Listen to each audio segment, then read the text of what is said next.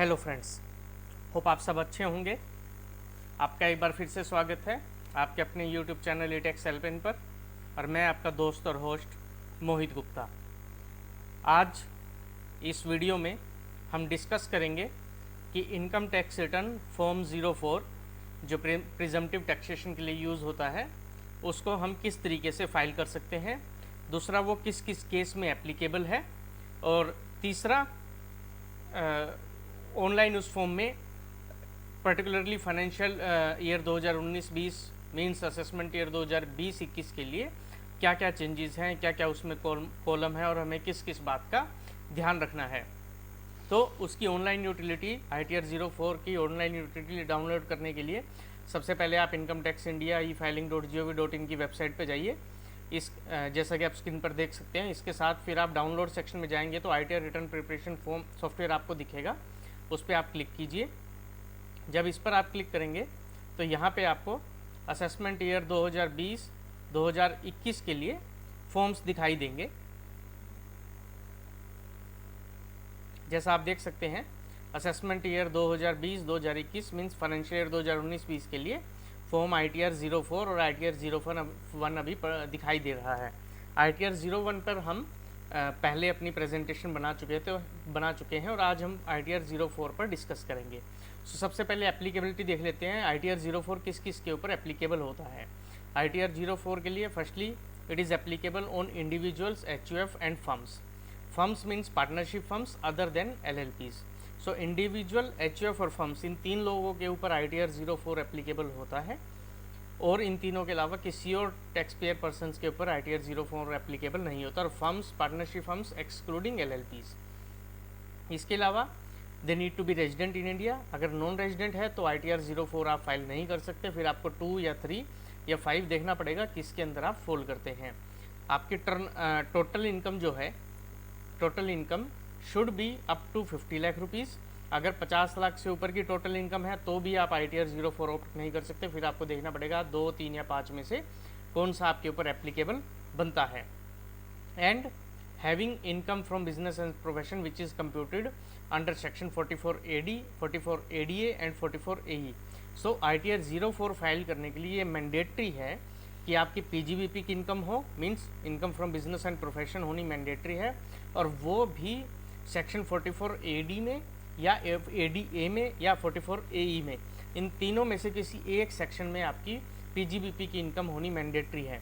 अगर इन तीनों में से किसी भी सेक्शन में आपकी PGBP की इनकम नहीं है तो फिर आप ITR 04 ऑप्ट नहीं कर सकते, आपको किसी और फॉर्म में जाना पड़ेगा। सो ITR 04 फाइल करने के लिए आपकी PGBP में सेक्शन 44AD में या ADA में या 44AE में, इन तीनों में से किसी एक में इनकम होना ज़रूरी है। इसके अलावा अगर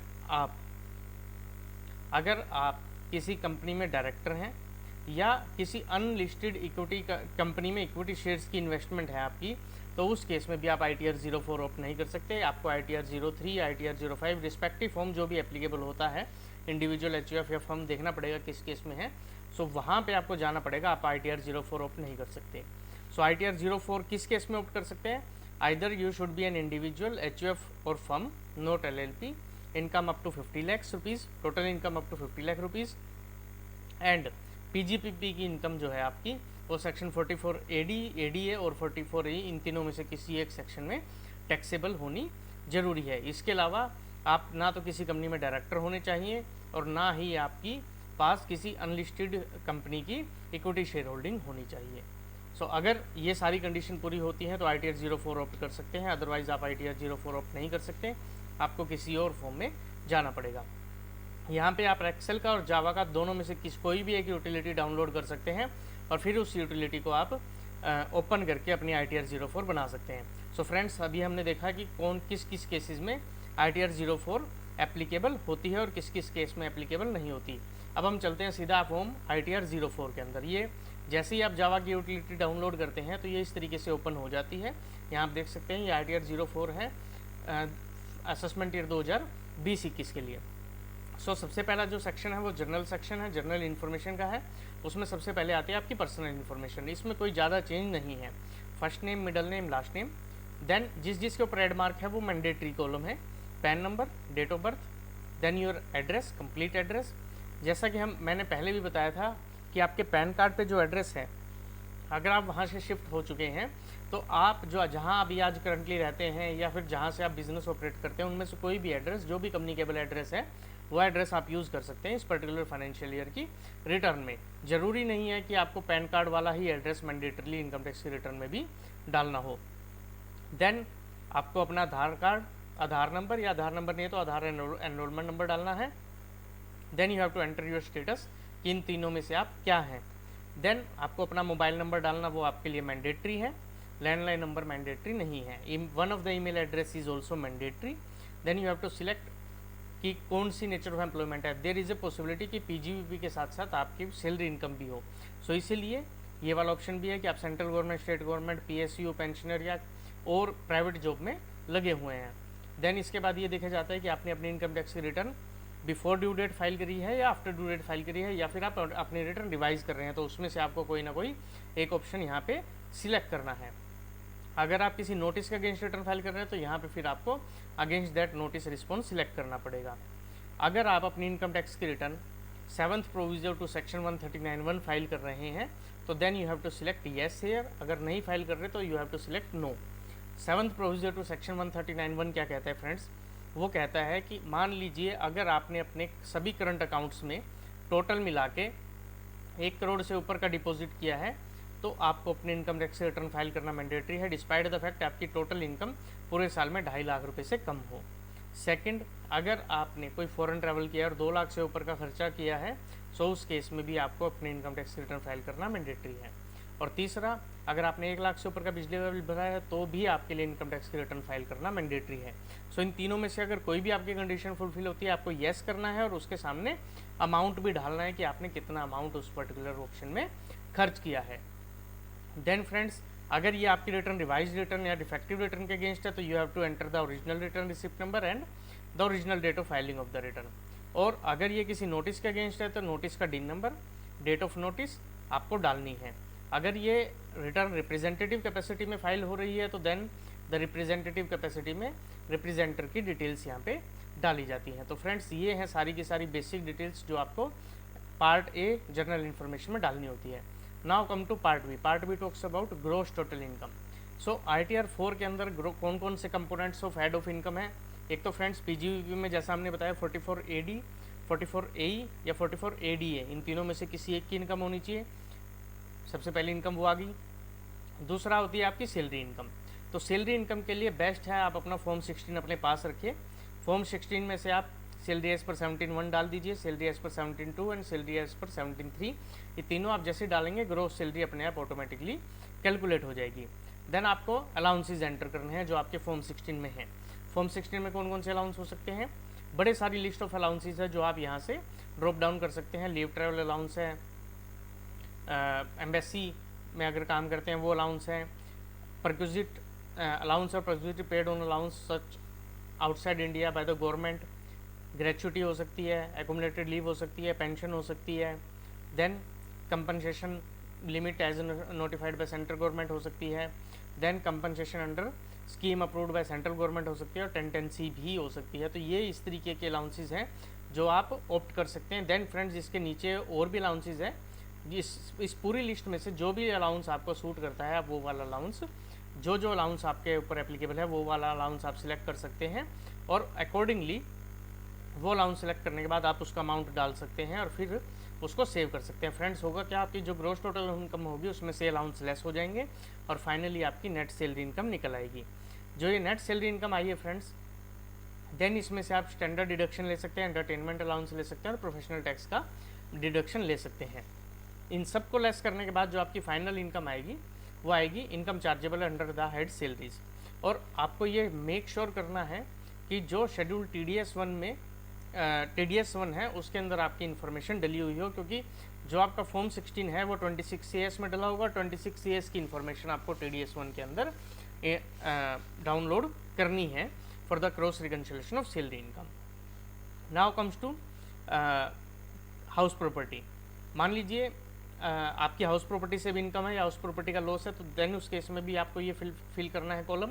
आपकी हाउस प्रॉपर्टी सेल्फ ऑक्यूपाइड है, लेट आउट है या डीम लेट आउट है, वो ऑप्शन सेलेक्ट करना है। देन ग्रोस रेंट रिसीवेबल, उसमें से आप म्यूनसिपल टैक्सेस जो आपने पे किया है वो लेस कर दीजिए, एनुअल वैल्यू आ जाएगी, फिर उसमें से 30% ऑटोमेटिक डिडक्शन आपको मिल जाता है। इसके अंदर से आप इंटरेस्ट का बेनिफिट ले सकते हैं। जैसा हम सबको पता है सेल्फ ऑक्यूपाइड केस में मैक्सिमम 2 लाख तक का आपको बेनिफिट मिल जाता है। तो इंटरेस्ट का बेनिफिट ले लीजिए, कुछ एरियर से अनरिलाइज्ड रेंट है उसका आप डिडक्शन यहाँ पे कर सकते हैं, तो फाइनल आपकी इनकम फ्रॉम हाउस प्रॉपर्टी निकल जाती है। समझने की बात एक है दोस्तों, अगर जैसा कि हम सबको बताया कि मैक्सिमम लॉस जो हाउस प्रॉपर्टी में वो 2 लाख रुपए तक का आप क्लेम कर सकते हैं।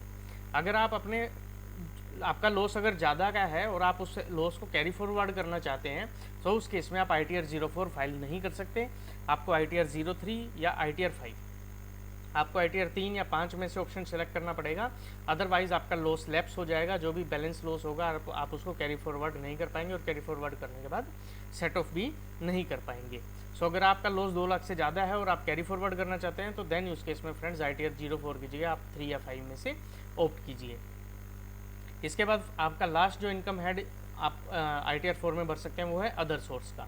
सो उसमें फ्रेंड्स आपके पास ड्रॉप डाउन का ऑप्शन है, जो अदर सोर्स की आपकी इनकम है वो आप यहाँ पे डाल दीजिए, और अदर सोर्स की इनकम डालने के बाद अगर कुछ उस पर्टिकुलर इनकम के अगेंस्ट आपका कुछ खर्चा भी है, सो वो भी एक्सपेंडिचर आप यहाँ पे क्लेम कर सकते हैं, लेकिन वो एक्सपेंडिचर सिर्फ और सिर्फ फैमिली पेंशन के केस में ही एलिजिबल है यहाँ पे। देन इसके बाद आपकी ग्रोस टोटल इनकम निकल आएगी। ग्रोस टोटल इनकम कैसे निकलेगी friends? Salary income, business profession income, house property income और अदर सोर्स इनकम, इन सभी से मिलके आपकी ग्रोस टोटल इनकम आ जाएगी। मान लीजिए आपकी ग्रोस टोटल इनकम नेगेटिव है, सो उस केस में अगर उस नेगेटिव इनकम को मीन्स उस लॉस को आप कैरी फॉरवर्ड करना चाहते हैं, तो आप ITR 4 नहीं भर सकते। उस लॉस को कैरी फॉरवर्ड करने के लिए आपको ITR 3 या ITR 5 में से ऑप्शन लेना पड़ेगा। ITR 4 में आप लॉस कैरी फॉरवर्ड नहीं कर पाएंगे friends. Now comes to part C for the deduction. Deduction के लिए मैंने जैसे आपको पिछली वीडियो में भी बताया था कि डिडक्शन के लिए इस बार 2 ऑप्शन हैं। पहला, जो आपने 1 अप्रैल 2019 से 31 मार्च 20 के बीच में इन्वेस्टमेंट की, और दूसरा 1 अप्रैल 2020 से 30 जून 2020 के बीच में इन्वेस्टमेंट की, मीन्स इन 3 महीनों में जो इन्वेस्टमेंट की। तो इसके लिए गवर्नमेंट ने सबसे पहला क्वेश्चन आपसे ये पूछा है कि क्या आपने 1 अप्रैल 2020 से लेकर 30 जून 2020 के बीच में इन्वेस्टमेंट की है। अगर आप इसमें येस कर देते हैं तो फिर आपको शेड्यूल DI फिल करना है। अभी मैं आपको सीधा शेड्यूल DI पे ले जाता हूँ। शेड्यूल DI क्या कहता है friends?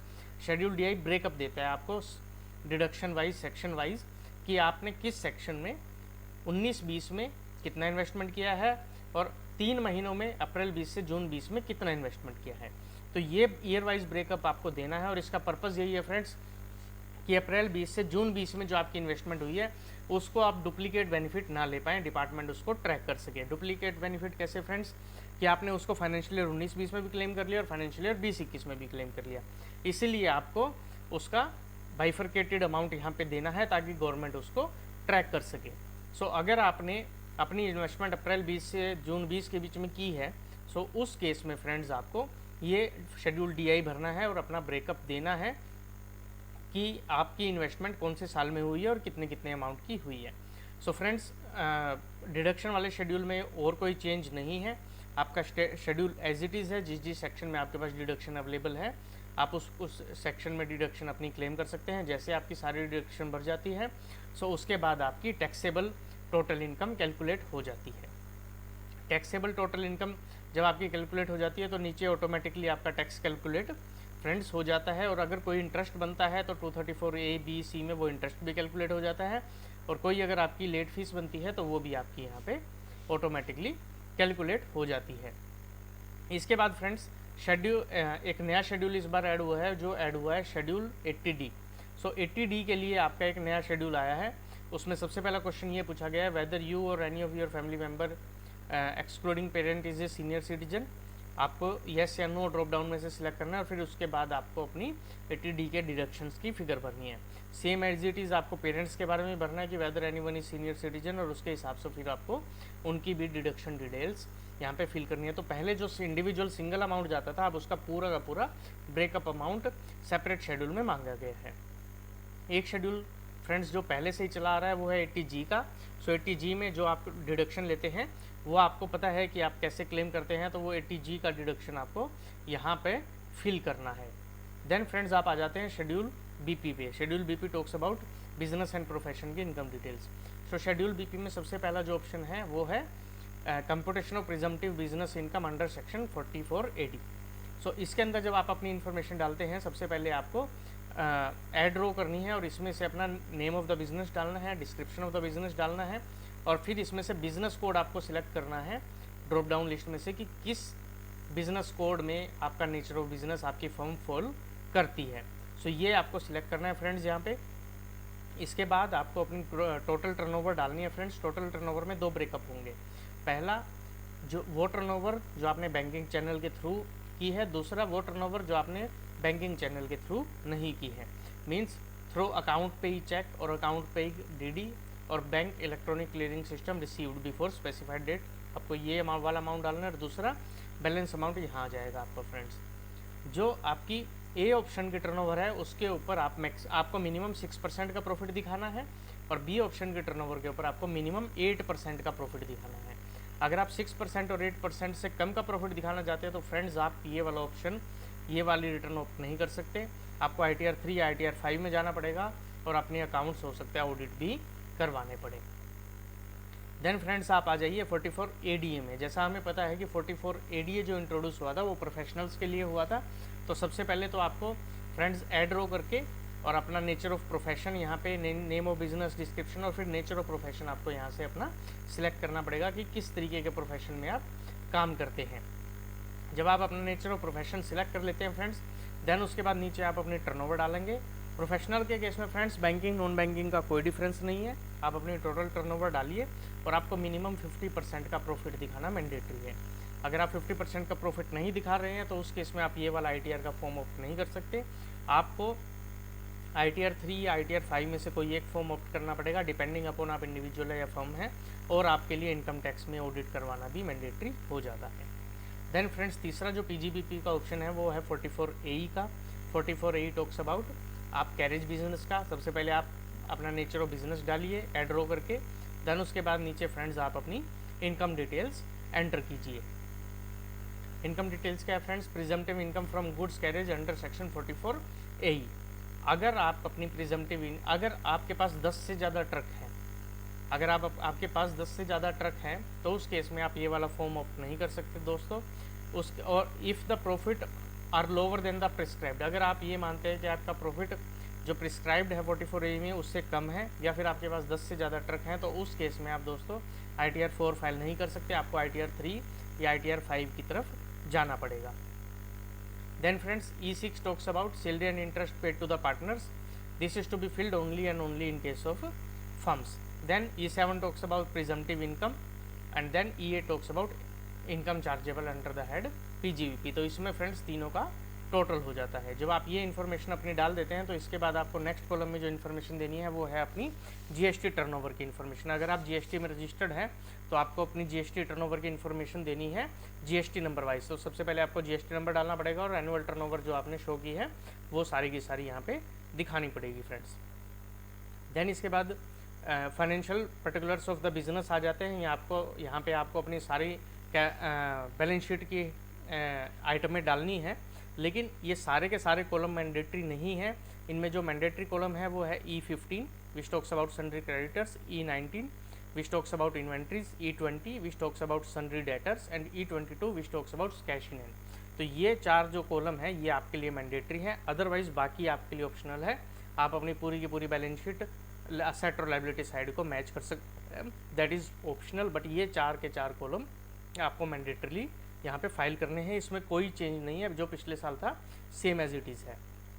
Tax details friends, tax details fill करने का सबसे ईजी मेथड यही है। जैसा हम सब जानते हैं कि आप क्या कर सकते हैं, आप अपने इनकम टैक्स के लॉगिन में जा सकते हैं और वहाँ से प्रीफिल XML डाउनलोड कर सकते हैं। जैसे ही आप प्रीफिल XML डाउनलोड करते हैं उसको यहाँ पे ओपन करके इसके अंदर ओपन कर सकते हैं और उसके बाद क्या होगा कि आपकी बेसिक इन्फॉर्मेशन जो है जर्नल इन्फॉर्मेशन और टैक्स डिटेल वो सारी की सारी इंपोर्ट हो जाती है। फिर आप उनको चेक कर सकते हैं और उसमें अगर कुछ अल्ट्रेशन करना चाहे तो अकॉर्डिंगली अल्ट्रेशन कर सकते हैं। जब हम टैक्स डिटेल की बात करते हैं तो कौन कौन सी टैक्स डिटेल आएंगी फ्रेंड्स? आपकी सैलरी का TDS, नॉन सैलरी का TDS, आपका कोई TCS कटा है, आपने कोई गाड़ी गुड़ी ली हो तो उसका भी TCS हो सकता है, बिजनेस से रिलेटेड TCS भी हो सकता है, और आपका एडवांस टैक्स और सेल्फ असेसमेंट टैक्स, आपका जो भी टैक्स पे हुआ है वो सारा का सारा यहाँ पे आपको एंटर करना है। देन फ्रेंड्स टैक्स पेड की डिटेल आ जाती है कि टोटल आपकी समरी आ जाएगी, टोटल कितना टैक्स एडवांस टैक्स में पे किया, कितना सेल्फ असेसमेंट में, टोटल कितना TDS आपने क्लेम किया। आपका टैक्स पेबल जो है वो इनकम डिटेल में आ गया था, टैक्स डिटेल्स में आपका टैक्स पेड आ गया। इन दोनों का जो डिफरेंस है दोस्तों, या तो वो जीरो होगा या आपका कुछ अमाउंट पेबल बनेगा या रिफंडेबल बनेगा। अगर पेबल बनता है तो सेल्फ असेसमेंट में आप टैक्स पे कर दीजिए, रिफंडेबल बनता है तो उस केस में आप अपनी बैंक डिटेल डाल के उसको रिफंड क्लेम यहाँ पे कर सकते हैं। अब आ जाते हैं एग्जाम्प्ट इनकम के ऊपर। फ्रेंड्स एग्जाम्प्ट इनकम में आपको एक चीज़ ध्यान रखनी है, आप अपनी यहाँ पे एग्जाम्प्ट इनकम सारे डाल सकते हैं ITR 04 में, लेकिन अगर आपकी एग्रीकल्चर इनकम 5000 से ज़्यादा है, if agriculture income is more than 5000, तो आप ये वाला फॉर्म ITR 04 ऑप्ट नहीं कर सकते। आपको ITR 3 ITR 5 respectively individually firm के बेसिस पे जो भी एप्लीकेबल है उसमें आपको जाना पड़ेगा। आप ITR 04 फॉर्म ऑप्ट नहीं कर सकते। देन आपको बैंक डिटेल्स डालनी है, मिनिमम 1 बैंक अकाउंट की डिटेल मैंडेटरी होती हैं, और अगर आपका रिफंड का केस है तो जो बैंक डिटेल आप डाल रहे हैं उस बैंक डिटेल के सामने, उस बैंक अकाउंट नंबर के सामने आपको टिक करना पड़ेगा ताकि उसके अंदर आपका रिफंड रिसीव हो सके। Then friends it's come to the verification. आपको अपना नाम, फादर्स नेम और किस कैपेसिटी में रिटर्न फाइल कर रहे हैं, इंडिविजुअल कैपेसिटी में या रिप्रेजेंटेटिव कैपेसिटी में, वो डालना है, और पैन नंबर डालना है और प्लेस डालना है, और ये रिटर्न आपको अपनी फाइल कर देनी है। सो अपनी फाइनल कर लेनी है, सेव कर देनी है। आप इस रिटर्न को यहाँ से ही सबमिट भी कर सकते हैं इनकम टैक्स का यूज़र ID पासवर्ड डाल के, और आप इसका XML जनरेट करके इनकम टैक्स की लॉगिन वेबसाइट में जाके भी फाइल कर सकते हैं। तो फ्रेंड्स ये था सब कुछ कि ITR 04 फॉर्म कैसे फाइल करते हैं, कौन कौन ITR 04 ऑप्ट कर सकता है, अगर आप ITR 04 फाइल कर रहे हैं तो आपके क्या क्या डिसएडवांटेजेस हैं, जैसा हमने डिस्कस किया कि लॉस कैरी फॉरवर्ड नहीं हो सकता, इस तरीके की चीज़ें। देन ITR 04 के अंदर क्या क्या टेक्निकलिटीज़ है, क्या क्या इस बार चेंज आए हैं, वो सारे के सारे हमने क्लोज वाइज डिस्कस कर लिए हैं।